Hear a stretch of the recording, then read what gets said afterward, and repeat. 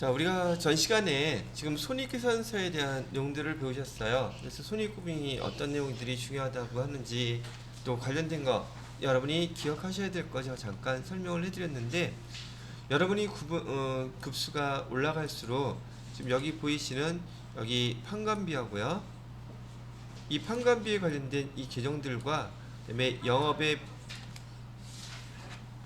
나만 보였네.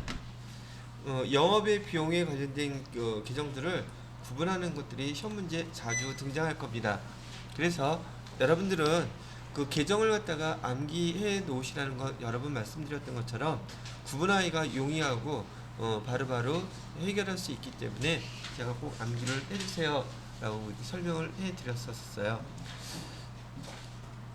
자, 근데 교재에서 아까 잠깐 보여드렸을 때 거기 우리 영업 외 비용이나 수익 에서 지금 여러분들이 처음 보는 계정 과목이 나왔기 때문에 앞으로 얘도 마찬가지로 여러분들이 자격시험에서 필히 물어보는 문제 형태로 나올 것이기 때문에 그 비용 계정에 대한 거, 그다음에 영업 외 비용에 관련된 거 하나 설명을 해드리고 여기 마무리를 짓도록 하려고 합니다.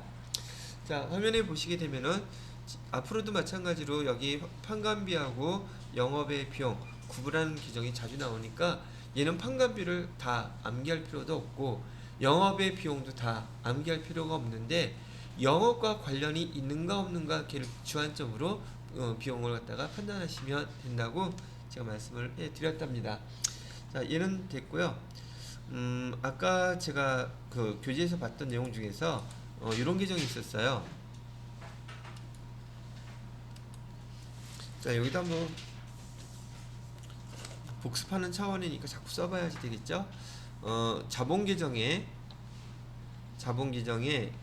기타 포괄 손익 누계의 계정에서요. 여기 세 가지가 있는데, 첫 번째는 자산 재평가 잉여금이라는 용어 썼었고요. 두 번째 계정에서는 매도 가능 증권 평가 손익이라고 여기도 하나 썼었고요.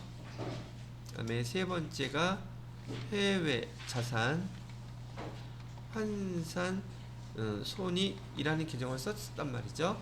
자, 그럼 제가 지금 이 계정을 여러분한테 이게 다 자본 계정을 또 설명하려는 건 아니고요. 여기 계정에서 지금 여기 맨 마지막 거 해외 자산 환산 손익이라고 써 있는데, 이 해외 자산 환산 손익에서 의미하는 이 환산이라는 의미, 이 환산이라는 뜻은 지금 우리가 12월 31일 기말에 얘를 갖다가 우리는 평가라는 말로 지금 계속 많이 썼었던 용어거든요. 근데 환율 여기 환율에 대해서는요, 평가라는 용어를 쓰지 않고 얘는 환산이라는 용어를 쓴다. 얘가 평가의 의미다. 그래서 이렇게 환율에 대한 거 12월 31일이 되면 회계 담당자가 환율을 평가해 줘야 된다는 걸 얘기해 주는 거예요.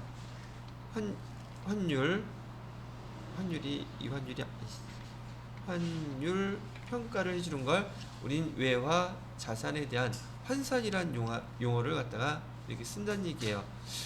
이거 어떤 내용이냐면, 자, 우리 앞에서 설명했을 때 예를 들어서 단기 매매 증권이 취득하는 10월 1일 날 얘가 10,000원짜리였었는데 12월 31일 날 우리가 얘를 갖다가 평가할 때 15,000원짜리라고 얘기한다면 그 환율이래. 단가 공정가치에 따라서 그 단기 매매 증권 평가이익이나 평가 손실 이런 거 해줬었잖아요. 얘는 단가가 변하기 때문에, 공정가치가 변하기 때문에 이런 걸 해 주었어야 되는데 지금 우리가 여기서 설명하고 있는 환율은 예를 들어서 10월 1일 날 지금 1달러당 1달러요? 1달러당 환율이 만약에 1,000원이었다고 가정을 하게 되면은요, 1달러가 어디겠냐?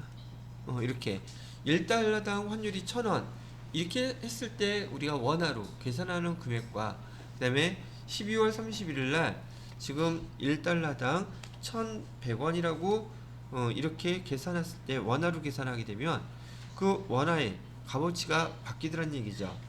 달라진다는 얘기죠. 그래서 이렇게 환율이 우리나라도 우리 변동환율 제도를 쓰기 때문에요. 이 변동환율에 따라서 그 12월 31일 날 우리 채권이 또는 채무가 얼마인지 원화로 다시 계산을 해 주어야 된다는 얘기예요. 자, 이것도 마찬가지로 기말 정리 사항이고요. 하나 구체적인 예를 한번 들어볼까요? 자, 우리가 지금 해외 외국에다가 지금 얼마를 할까요? 똑같이 1,000달러라고 할까요? 자, 1,000달러어치의 상품을 수출했다고 가정을 하겠습니다. 그러면 10월 1일 날 우리가 상품을 수출했으니까 우리 수출하는 금액에 우리가 지금 장부에다가는 달러를 기록할 수는 없잖아요. 그죠? 재무제표에다가 원화를 기록해야 되는데 1,000달러라고 했는데 이렇게 수출하는 날 여기 그 환율이 얼마라고 나와 있냐면 여기 1,000원 이렇게 주어지고 있단 말이죠. 1달러당 1,000원. 그러면 원화는 얼마가 될까요? 우리가 수출한 금액은 1,000달러 곱하기 1,000 이렇게 하게 되면 우리 금액이 1,000원, 100만원 이렇게 공급가액이 결정이 될 거고 우리 회계 담당자는 여기 상품 매출 분기한다면 이렇게 하라고요. 얘 한 달 뒤에 돈 받겠다고 약속을 계약을 했대요. 그러면 차변에 외상으로 했으니까 외상 매출금 100만원 이렇게 써주시고요. 자, 그 다음에 대변에 지금 한 달 뒤라고 그랬었어요. 한 달 뒤에 받기로 했으니까 여기는 상품 매출 금액 우리 계산한 대로 100만원 이렇게 써주시란 얘기예요. 그러면 뭐 외상 매출금 써주고 상품 매출 써주고 차이점이 있다고 한다면 얘가 달러였었다는 거 그리고 그 수출하는 그날의 환율로 1,000 곱해가지고 원화 금액이 결정이 됐더란 얘기예요. 자, 그런데 12월 31일이 됐어요. 12월 31일이 됐는데 이날의 환율은 1달러당 1,100원이래요. 그러면 우리가 원화로만 생각했을 때 달러 금액은 지금 변했어요, 안 변했어요? 즉 우리 상품을 사간 그 외국 회사에서는 우리한테 그냥 1,000달러만 주면 되는 건 변동사항 없어요. 걔네들은 그냥 1,000달러 주기만 하면 돼. 근데 우리 입장에서는 그날 환율이 변하기 때문에 지금 1,000원 받을 게 있었어요.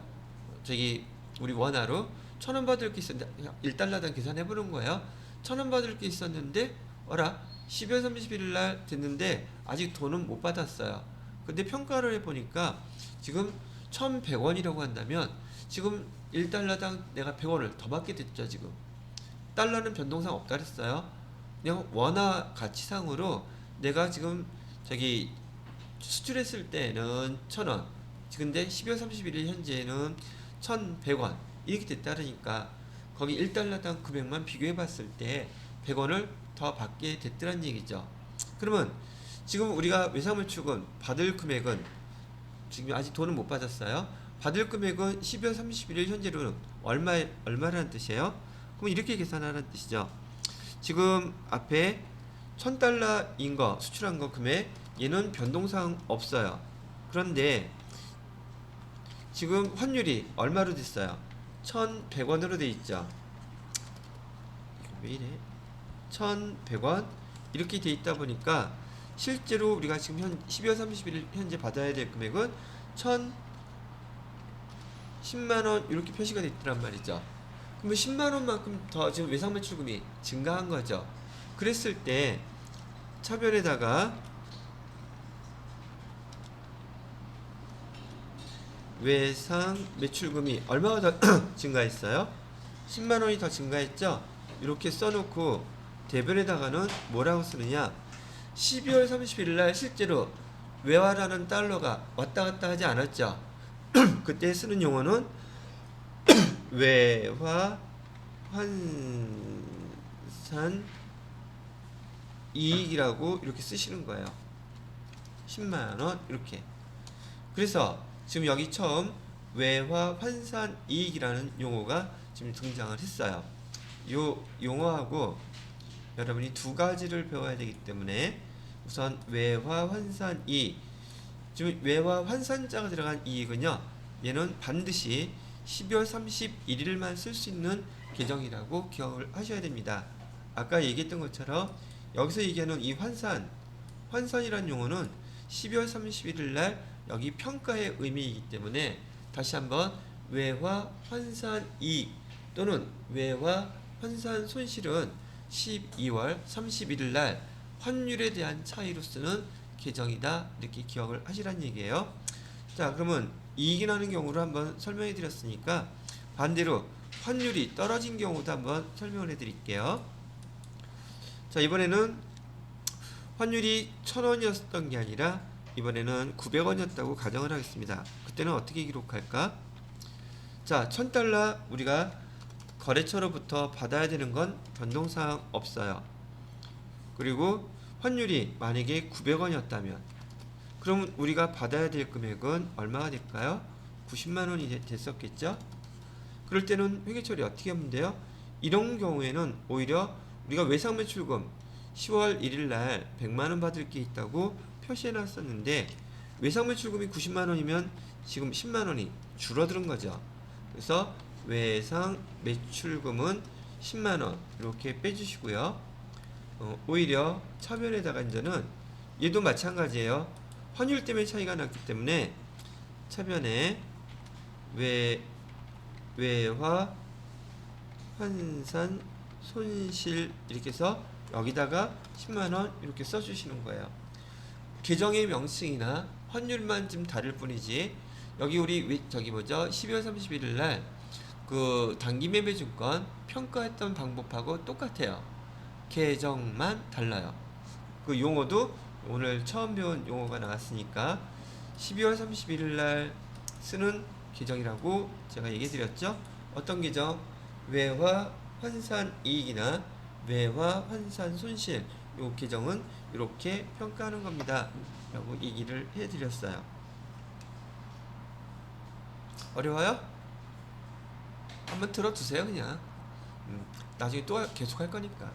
근데 이건 지금 제가 설명을 무척 자세히 해야 되는 거예요. 이거 나중에 필요하시다 그러면 요거 파트 찾아가서 꼭 복습하셔야 돼요.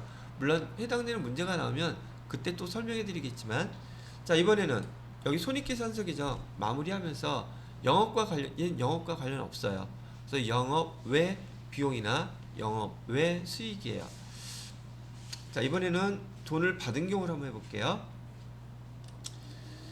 자 아까 제가 설명할 때 여기 지금 우리가 거래처에다가 상품을 매출한 날짜는 10월 1일이었고 지금 밑에 12월 31일까지 아직 돈을 못 받았을 때 12월 30일 날 평가할 때는 이렇게 해주시는 겁니다 라고 얘기를 해드리는 거고요. 근데 만약에 11월 30일 날 돈을 받았다고 가정을 해볼게요. 11월 30일 날 돈을 받았다고 가정하는 거예요. 날짜는 여기다가 11월 30일에 돈이 들어왔어요. 자 그러면 돈이 들어온 날의 환율 또 다르겠죠. 10월 1일 날 환율하고 11월 30일 날 환율이 똑같을 수가 없어요. 자 그렇다면 지금 거래처에서 1,000달러 우리한테 보내왔어요. 근데 이날 환율이 얼마였었느냐 하면 1,200원이었대요. 우리나라는 환율이 왔다리 갔다리 많이 뛰어요. 자 그러면 지금 이렇게 1,000달러를 우리 회사 통장에다가 보냈는데 통장에 돈이 들어오게 되면 외화가 들어올 때는요 자동으로 얘가 그날 환율하고 곱해져서 원화로 통장에 띵 찍혀요. 지금 우리나라 시스템은 그렇게 돼 있어요. 근데 왜 수출하는 회사라면은 돈을 쓸 때도 달러가 필요할 때도 있겠죠. 우리 개인도 마찬가지예요. 그러면 달러 통장을 별도로 개설할 수 있어요. 그러면 거기로 외화가 들어오고 나가고 우리가 또 필요할 때 달러를 뺐을 수도 있고. 근데 그런 게 아니라 우리 회사의 당좌 예금 같은 경우라면 그냥 그 외화가 들어왔을 때 그날 환율로 처리돼서 원화로 탁 찍힌단 말이죠. 그러면 지금 여기 상황으로 봤을 때 우리 지금 당좌 예금으로 돈이 들어왔다고 가정을 할게요. 우리 당좌 예금으로 얼마가 입금이 됐겠습니까? 차변에 당좌 예금이 되겠죠? 당좌 예금으로 해서 얼마? 120만 원이 지금 이렇게 들어왔어요. 그런데 우리 10월 1일 날 외상 매출금 받을 거 얼마라고 기록해 놨나요? 100만 원이라 했죠. 외상 매출금 써놓고 그거 100만 원 지금 우리 받았어요. 그런데 차변하고 대변하고 지금 얼마가 차이 나죠? 20만 원은 차이가 나고 있죠. 이게 뭐 때문에 차이 나는 거예요? 환율 때문에 차이가 나는 거잖아요. 그래서 20만 원 이렇게 쓰고 얘 명칭을 계정을 갖다가 뭐라고 쓰느냐가 이제 여러분이 시험 문제가 되는 거겠죠. 얘는 외환 차익이라고 부릅니다. 외환 차익?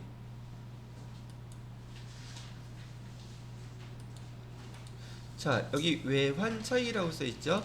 그럼 만약에 환율이 떨어졌다면 외환 차손이 되겠죠. 그죠? 자, 외환 차익과 외환 차손 지금 잠깐 쉬었다가 계속 설명해 드리기로 하면 안 되겠다. 이거 설명 다 해야 되겠네요. 안 그러면 이거 또 지워야 되니까. 자, 이번에는 환율이 떨어지는 경우도 한번 밑에다 써드릴게요.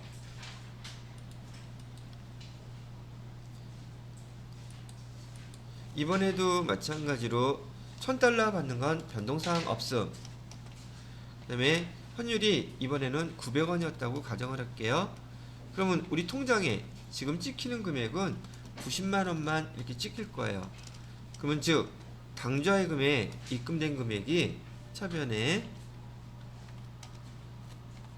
당좌예금을 해서 들어온 금액이 90만원 밖에 안 되더란 얘기죠. 거기에 반해서 우리가 지난번 10월 1일 날 상품을 매출했던 것은 외상 매출금으로 100만원 이렇게 적어놨었거든요. 그러면 차변에 지금 또 10만원이 차이 나죠. 이 10만원이 차이 나는 거 얘를 우리는 뭐라고 부르냐면 얘는 외환 차손이라는 용어로 쓸 거예요. 외환 차손. 그럼 여기 계정이 우리가 조금 앞에서 배웠던 외화 환산 이익, 외화 환산 손실 이런 용어도 있고 외환 차익, 외환 차손 이런 용어도 있더란 얘기죠.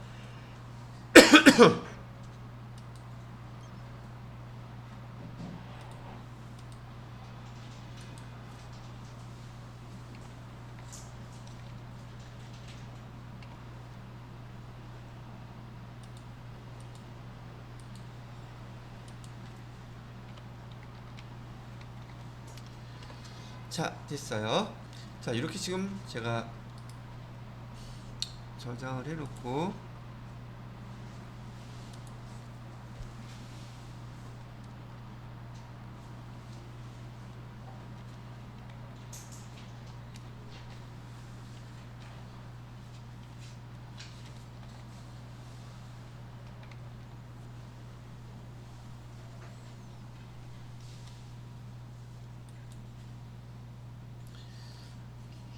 자, 적으셨죠? 이따 보기로 하고 10분 쉬세요.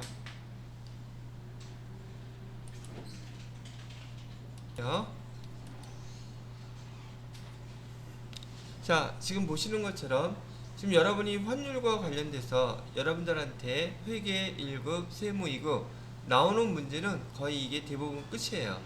환율과 관련돼서요. 근데 우리 단기 매매증권처럼 그렇게 공정가치가 변하는 걸 갖다가 개념을 이해하셨다 그러면은 지금 얘는 공정가치라기보다는 환율이 변하기 때문에 당연히 지금 보시는 것처럼 12월 31일자에 그 환율로 우리가 받아야 될 외화 부채 또는 외화 자산, 지금 저는 외화 자산에 대한 걸 좀 설명을 해드렸어요. 즉 여러분들이 앞으로 기말 정리사항이 되면 회사에서도 마찬가지로 여기 외화 자산이라든지 외화 자산이라고 얘기하는 거는 여기 지금 외상매출금 우리 자산 계정이잖아요. 근데 우리가 받아야 될 금액이 달러로 돼 있잖아요. 이럴 경우에는 12월 30일 날 환율로 얘를 갖다가 다시 평가해 주어야 되는 과정이라는 걸 얘기해 드리는 거예요. 외화 자산 또는 부채, 돈을 외상매입금은 우리가 돈을 줘야 될 금액인데 얘도 마찬가지로 외화 부채가 있다면 그 12월 30일 날그 환율로 평가를 해 줘야 된다. 그래서 이렇게 해놓고 환율에 대해서 반드시 평가해 주세요. 언제요? 기말에. 거기에 반해서 똑같이 외화 자산이고 그다음에 부채가 있는데 얘도 마찬가지로 얘는 연말이 아니라 기중에 실제로 달러 결제가 이루어졌다면 그러면 내가 똑같이 수출하거나 수입했을 때 돈을 빌려갔을 때 환율이 있었을 텐데 얘를 갖다가 돈을 주는 날 또는 받는 날 그 실제로 돈을 주고받고 하면서 환율 때문에 생긴 그런 차익은 손익은 외환 차익, 외환 차손 요 용어로 쓴다는 거 요거를 구분을 하셔야지 된다는 얘기죠. 그러다 보니까 지금 여기 보시게 되면 지금 밑에 여기는 우리가 지워졌네요. 얘는 지금 기말에 평가했던 금액이고요. 기말 평가를 한 거에 대한 회계 처리. 그다음에 요 밑에 거는요. 밑에 거는 실수령했을 때, 실제로 수령했을 때 환율이 차이 나서 하는 환율의 차이가 사용되는 계정 과목이 달라요. 그러다 보니까 여러분이 처음 배우시면서 어떤 건 외화, 환산이라고 그러고 어떤 건 외환이라고 그러고 정말 헷갈리네 라고 생각할지는 모르겠어요. 근데 여러분들이 얘를 직접 글로 쓰라는 문제는 안 나와요. 그러다 보니까 둘 중에 하나겠죠. 보기에 설명이 되어 있든지 아니면 전 실기 배우시게 되면 실기 계정 과목을 조회해서 찾아보는 건데 자 보통 우리 여러분이 생각하시기에 여기 나와 있는 것처럼 1월부터 12월까지 12월까지 가려면 되게 길죠. 12월 31일 날 기말 평가하는 거는 계정 긴 거 쓰세요. 왜? 기니까. 그죠? 근데 11월 31일이면 한 달이라도 더 짧죠. 실제로 돈 주고받고 하면서 환율이 차이가 생겼다면 글자 짧은 걸 찾으세요. 그러면 조회할 때 여러분 자격시험 보실 때도 여기 회계 프로그램이 요 화면에 켜져 있을 거니까 계정명이 생각나지 않으면 클릭해서 조회해 보세요. 외란 글자 하나만 딱 치면 위에 외자가 쫙 나와 있죠. 이게 외화, 환산이야 아니면 외환이야 헷갈릴 수 있잖아요. 근데 길고 짧은 것만 구분할 줄 알면 요거 문제는 틀리지는 않을 거예요. 아시겠죠? 그래서 처음 배우실 때는 외화 환산 손익과 외환 차손익 요 두 가지 구분하는 게 조금 복잡하다고 느끼실 테니까 길고 짧은 걸로 일단 기억을 해 두시라고 얘기를 해 드립니다. 자, 여기까지가 우리 재무제표 중에서 손익계산서에 대한 설명, 계정 설명까지 마무리가 된 것이랍니다. 자, 그러면 얘를 끄고요.